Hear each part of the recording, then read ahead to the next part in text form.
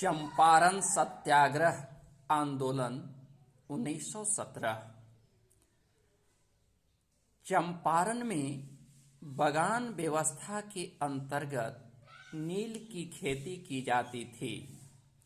नील्हे किसानों को नील की खेती करने को बाध्य करते थे।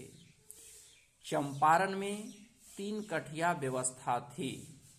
इस व्यवस्था के तहत किसानों को अपनी सबसे अच्छी उपजाऊ वाली भूमि के 3/20 भाग पर यानी 1 बीघा में 3 कट्ठे की जमीन पर नील की खेती करना अनिवार्य था। साथ ही किसानों को कम कीमत पर नील्हे को नील बेचना होता था। किसान नील की खेती करना नहीं चाहते थे क्योंकि नील की खेती से भूमि की उर्वरता कम होती थी। नील की खेती छोड़ने वाले किसानों से नील्हे मोटी रकम हर्जाना की मांग करते थे। नील्हे किसानों का आर्थिक और शारीरिक शोषण भी करते थे। चंपारण के किसान राजकुमार शुक्ल के कहने पर गांधी जी अपने सहयोगियों के साथ चंपारण पहुंचे। गांधी जी किसानों को अहिंसात्मक आंदोलन चलाने को कहा।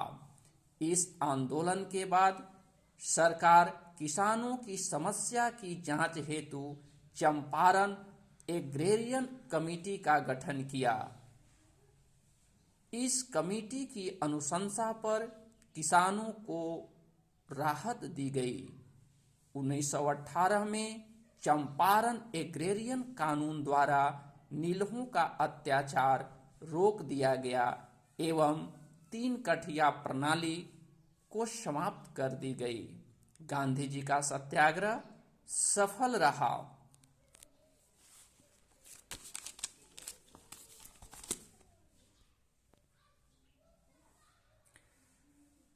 रविंद्रनाथ ठाकुर ने उन्हें महात्मा की उपाधि दी। चंपारण में गांधी जी के सहयोगी थे राजेंद्र प्रसाद, आचार्य कृपलानी, गोरख प्रसाद, धरणीधर प्रसाद और ब्रजकिशोर प्रसाद।